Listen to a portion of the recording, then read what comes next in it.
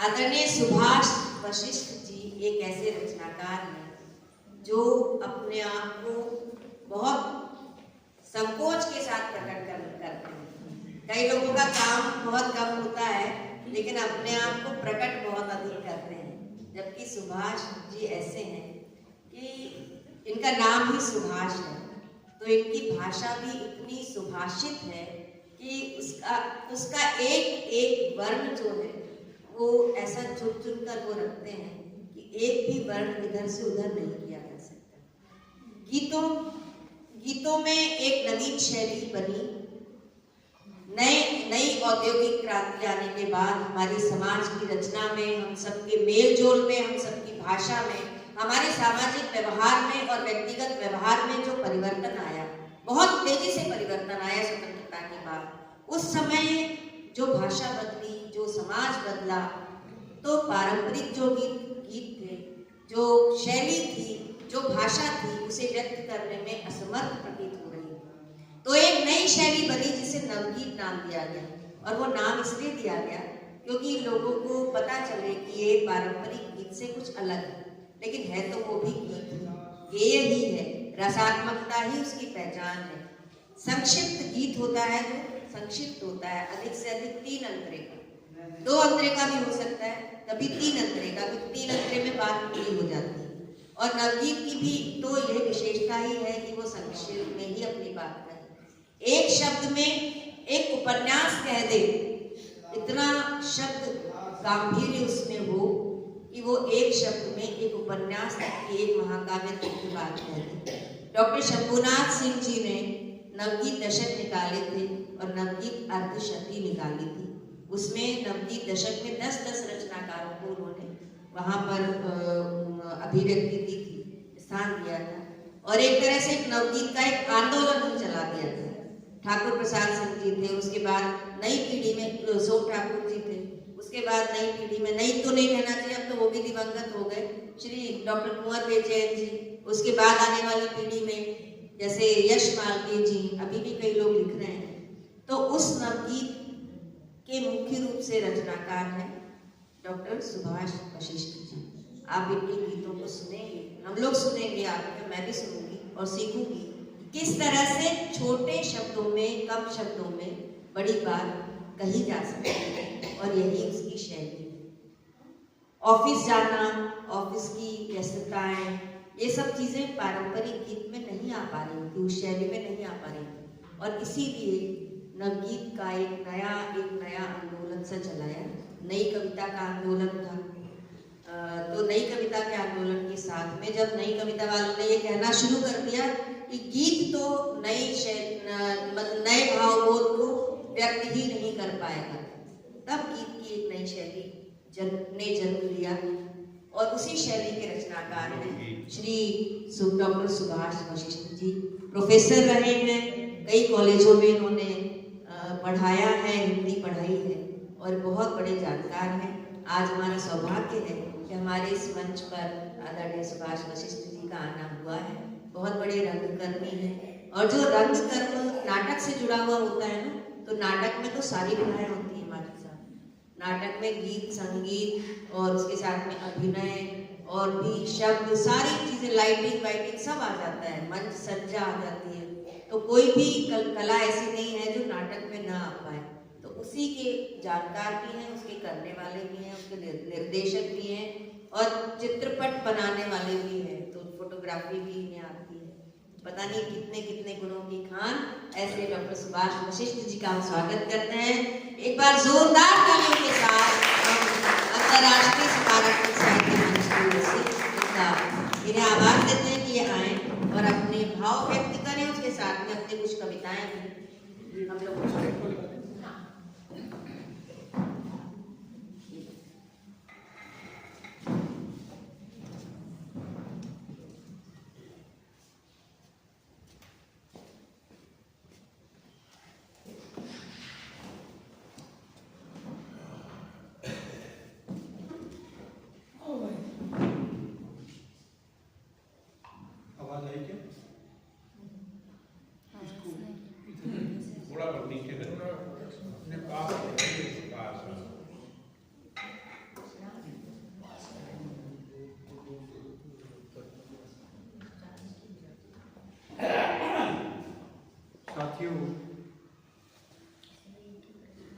सबसे पहले मैं मेरे भाई प्रेम बिहारी मिश्र जी को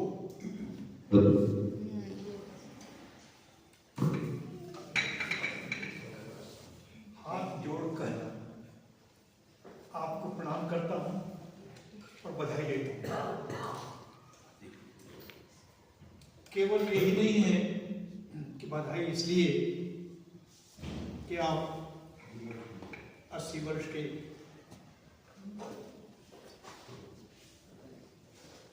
हो गए हैं, मैं भी आपके पीछे पीछे ही हूं। आप हो गए हैं, मैं 80 में चल रहा हूं। आपका कब आता है? 4 नवंबर। तो इसलिए भी मेरे लिए तो बड़ी अच्छी बात है कि मैं, और जब फोन गया था थाने में, दिल्ली में, उदयपुर में था, तो मैंने कहा विशेष बात तो इसलिए है कि आपका जन्मदिन है, मैं अवश्य आऊंगा। तो आपको फिर बहुत बहुत बधाई, हार्दिक बधाई आपके लिए। आप 80, तो ये कल परसों कोई बात कह रहा था मुझसे कि आप 80 में कितना, आप 60 जैसे लगते कि ना। मैंने कहा इसमें ध्वनि साहब में एक और भी है, 16 जैसे लगते हैं। तो आप तो 16 वर्षीय जो हमारे प्रेम जी हैं, उनके लिए ताली बजा दीजिएगा। उनके प्रति आभार प्रकट करता हूं। एक बात के लिए और, बहुत कम ऐसे लोग हैं, कविता लिखें ना लिखें वो अलग बात है, मनुष्य है, कि पूरा का पूरा परिवार इस कदर इन्वॉल्व हो और फिर वो इतना सम्मान दे। इसलिए और भी अधिक बधाई के पात्र हैं कि आपने इस प्रकार से अपने परिवार को संस्कार दिया कि बच्चे बता रहे थे बॉस्टन में लड़की है, लड़का है, बॉस्टन में कौन है? न्यू जर्सी में है, बॉस्टन में सारे लोग। हाँ, बॉस्टन मैं भी बॉस्टन में ही था, मेरी बेटी वहीं थी। तो मुझे कह रहे थे, तो सारा परिवार चाहे हैं, यहाँ है, वहाँ है, कितनी अच्छी बात है। और किस प्रकार से आपने एक आदर्श पुरुष कोई इनके लिए है, बच्चों के लिए पिता है, तो ये बहुत बड़ी बात है, ये बहुत बड़ी बात है। इसलिए आप गौरव के पात्र भी हैं, बधाई के पात्र भी हैं। मेरे लिए ये बहुत अधिक सौभाग्य की बात है कि मैं द्वारका में एक बार फिर यहाँ पर मुझे अवसर मिला आने का, और खासतौर से इस तरह के सकारात्मक मंच, इसके लिए ये निरंतर काम कर रहा है। डॉक्टर कीर्ति काले, उनकी पूरी टीम जो भी है यहाँ पर, सभी सदस्य, मैं उनको भी बधाई देता हूँ कि इस प्रकार की सक्रियता, रचनात्मकता है। आपने एक बात और कही कि इसमें हम और भी कुछ ऐड करना चाह रहे हैं, मासिक गोष्ठियों में संगोष्ठी की बात भी हो सकती है। उसमें एक सुझाव मेरा ये है, पता नहीं वो कितना एग्जीक्यूट होगा या कितना आपको पसंद आएगा, वो ये कि यदि 3 महीने में यदि एक बार या 2 महीने में एक बार, ये जब मासिक हो तो बहुत बढ़िया है, केवल 8 पन्ने या 4 पन्ने भी हो, वो कविताएं हाथ से लिखें, ना करें, टाइप कर सकते हो टाइप कर लें, और उसके प्रिंट आउट लेके सबको वितरित करें, जो भी आप मतलब लिखते हो इसमें। और फिर क्या है, नया, हमेशा एक नयापन रहेगा, ऐसा मेरा सोच।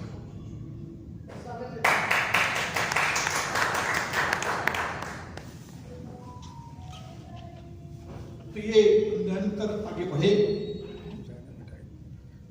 मैं ये बात क्यों कह रहा हूं की भाषा के लिए काफी विश्व के स्तर पर बात करने वाली बात आई थी। तो अमेरिका में कई लोग काम कर रहे हैं, उसमें वहीं पर वर्षों से रहने वाले अनूप भार्गव जी वो काम करते हैं। अभी कीर्ति जी गई थी, अनूप जी साथ में थे, मैंने वो सब रिपोर्ट पढ़ी है। मैं भी वहाँ गया तो अनूप जी के घर पर ही बहुत अधिक वो ध्यान रखते हैं। और भी कई जगहों में वहाँ पर गोष्ठियाँ हुई तो बड़ा अच्छा लगा। लेकिन हिंदी के प्रचार प्रसार के लिए जब भी मैंने बात की, इसको एक बात से जोड़ने के लिए बात मैंने कहा था, तो एक और व्यक्ति का नाम मैं उल्लेखित करना चाहूँगा और वो है प्रोफेसर डॉक्टर हरीश नौकर, यहीं पर। लेकिन आश्चर्य होगा आपको जानकर, ये मैं अपने आप को गौरवान्वित महसूस कर रहा हूँ वो बात जो कहने जा रहा हूँ। वर्जीनिया में उन्होंने जो वहाँ जो भी लोग हैं यहाँ के रहने वाले हिंदी, उनका वो वर्कशॉप दे रहे हैं।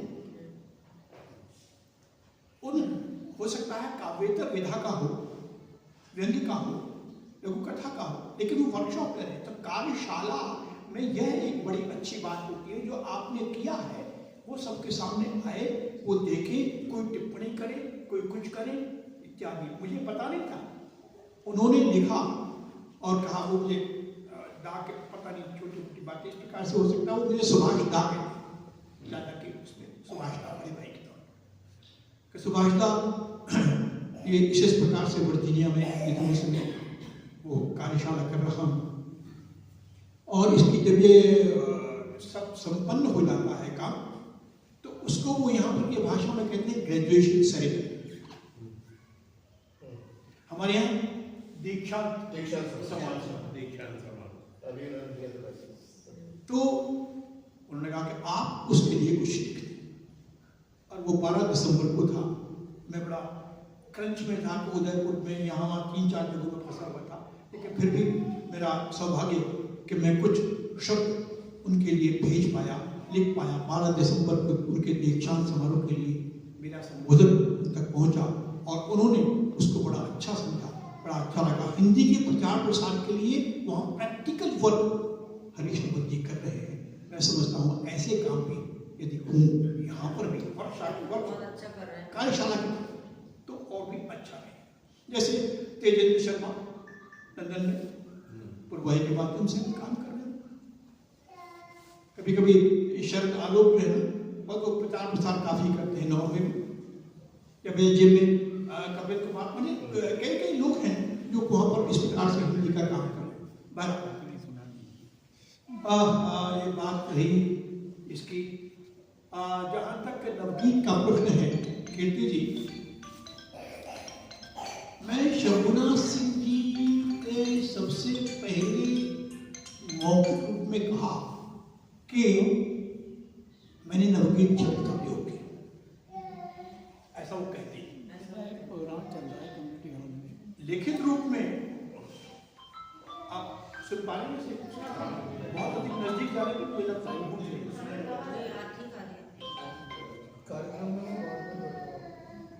लिखित रूप में थोड़ा सा भी ध्यान से करें तो 1958 में गीतांजलि बिहार से एक संकलन छपा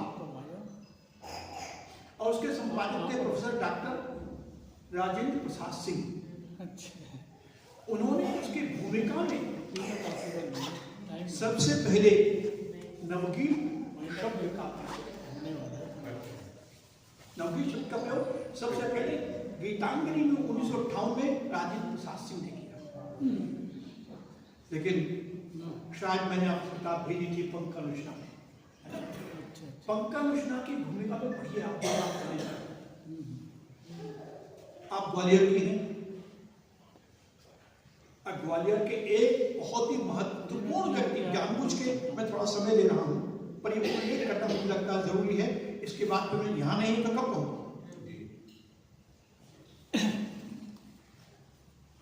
ग्वालियर के और महत्वपूर्ण व्यक्ति वीरेंद्र मिश्र। मैं क्यों अंडरलाइन करके कह रहा हूं, ये कहना चाह रहा हूं, इन सब से पहले भी 1949 फरवरी में गीतम नाम की उनकी जो पहला संग्रह है, जो कि पारंपरिक गीतों का संग्रह है, उसका एक गीत है, उसकी एक पंक्ति है, वह है कि दूर होती जा रही है कल्पना, पास आती जा रही है जिंदगी। क्या बात। ये गिरीश मिश्र की पंक्ति है और वो कहते हैं, मैंने वो एक प्रकार से नया गीत जो आने वाला था, इसका नाम नवगीत रखा गया, उसकी जो कॉन्सेप्ट या उसकी अवधारणा उस पंक्ति में छोड़ी। इतना ही नहीं, एक और गीत है त्रिमुखी पीड़ा का गीत कि पीर मेरी कर रही गमगीन मुझको, और उससे भी अधिक तेरे नयन का नीर रानी, और तीसरी पीड़ा क्या है, और उससे भी अधिक हर पांव की जंजीर। तीन बातें, मेरी पीड़ा, तेरी आंखों की पीड़ा, और जहां जहां पांव में जंजीर बची हुई है उसके मैंने सरोकार, समय सरोकार। नवगीत प्रेम की बात भी करता है, सामाजिक सरोकार की बात करता है, लेकिन साथ साथ यथार्थ के स्तर पर बहुत कल्पना की बात नहीं है उसमें। मैं सबसे पहले एक आपको प्रेम गीत सुना रहा हूँ। आपने ये कहा था ऑफिस की बात, चलिए अपने अंदाज में शायद आपको अच्छा लगे। मैं जानबूझ के सोचा, मैंने कुछ और पढ़ना चाह रहा था, लेकिन यथार्थ के स्तर, प्रेम भी यथार्थ के स्तर पर, क्या आज के स्तर पर हो सकता है? सुनिए।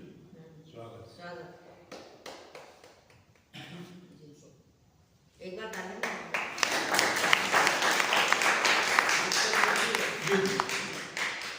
गीत का शीर्षक है ऑफिस में वसंत। ऑफिस में वसंत। और मेरा सौभाग्य है कम से कम गीत में, वहां पर अमेरिका में शायद 5-7 जगह मैंने इसको अवश्य पढ़ा और पसंद खूब किया गया। हो सकता है आपको पसंद है, क्योंकि शीर्षक, मैंने पहले आपको कहा कि अगर प्रेम भी है तो यथार्थ वाला मामला है। यहाँ नवगीत वही रहस्य और दर्शन और कल्पना, ये छायावाद, ये छायावाद तो उसमें था ही था। नवगीत में क्या परिवर्तन हुआ? ये बात देख, ऑफिस में बैठा हुआ एक आदमी है,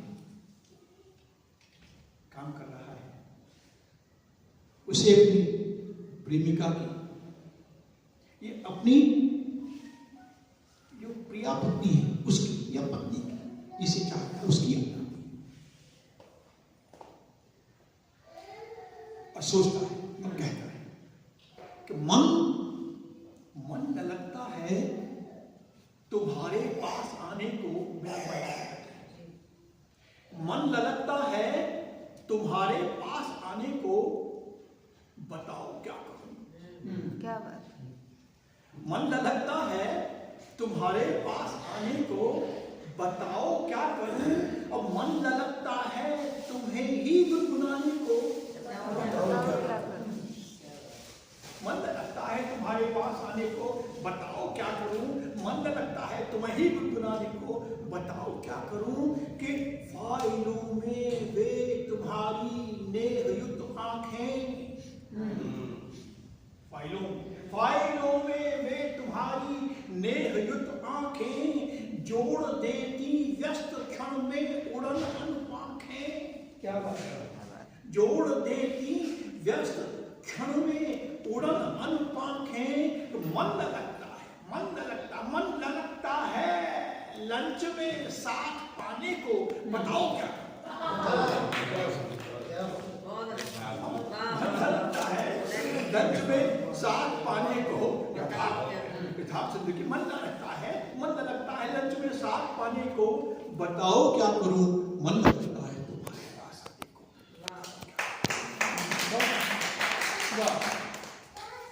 मेज, कुर्सी, अलमीरा, ऑफिस यही है। मेज, कुर्सी, अलमीरा या बॉस के निर्देश। मेज, कुर्सी, अलमीरा या बॉस के निर्देश इन तलक में आ उतरती कर सभी निशेष। क्या बात है। इन तलक में आ उतरती कर सभी निशेष। अरे मन लगता है, मन लगता है, मन लगता है कहीं भी भाग जाने को। बताओ क्या? क्या बात है, वाह। मन लगता है, मन लगता है कहीं भी भाग जाने को। बताओ क्या करूं? मन लगता है तुम्हारे पास आने को। बताओ। मन लगता है। और तीसरा चित्रण, इसमें एक शब्द आता है मीड़। ये शब्द संगीत का है। विशिष्ट प्रकार की जो लहर है वो कैसे तो मीड़ के माध्यम से व्यक्ति गायन करता है। देखिए बस वो इतनी सी बात करिए, बाकी देखें। यह प्रतीक्षा पंक्ति, ऑफिस खत्म हुआ। यह प्रतीक्षा पंक्ति बस की टिकट चिल्लर भीड़। यह प्रतीक्षा पंक्ति बस की टिकट चिल्लर भीड़। हवा में मौजूद लय तुम। हवा में मौजूद, तुम कौन हो? तुम तो हवा में मौजूद एक लय हो, rhythm. That means how important it is, because it is only the rhythm that can form anything. Nature tells us. हवा में मौजूद लय तुम, हवा में मौजूद लय तुम, लिए स्वर में नीड़। यह प्रतीक्षा पंक्ति बस की टिकट चिल्लर भीड़। और हवा में मौजूद लय तुम, लिए स्वर में नीड़। मन लगता है, मन लगता है सड़क पर गीत गाने को। बताओ क्या? मन लगता है तुम्हारे पास आने को। बताओ क्या करूं? मन लगता है तुम्हारे पास। ये अलग प्रकार का प्रेम गीत है, प्यार है। इसीलिए मैंने कहा ऑफिस में वो सब। मैं एक गीत और आपको पढ़ दे रहा हूँ और उसके बाद मैं अपना स्थान लूंगा।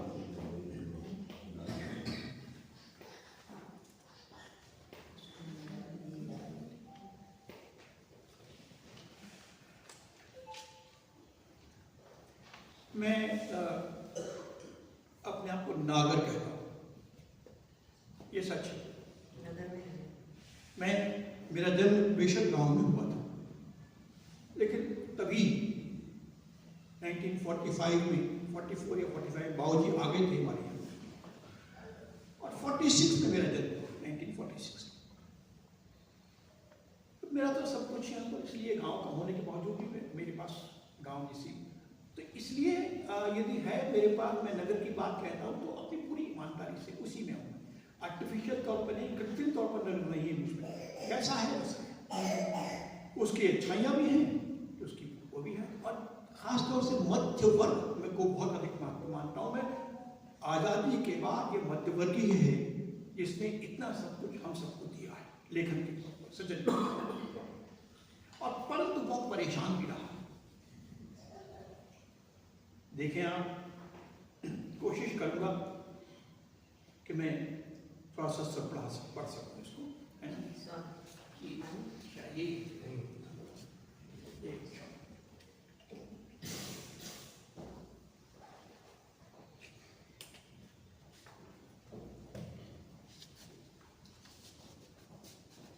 नवगीत जो है ना, गीत है, गे कविता है, बिल्कुल इसमें कोई बात, इसलिए कोशिश करता हूँ।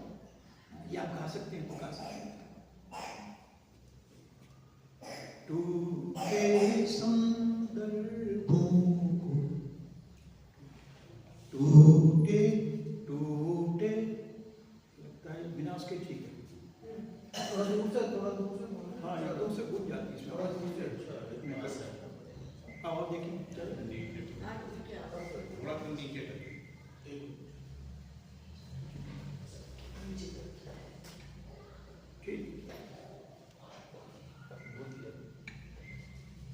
टूटे संदर्भों को थकते भी जोड़ते रहे।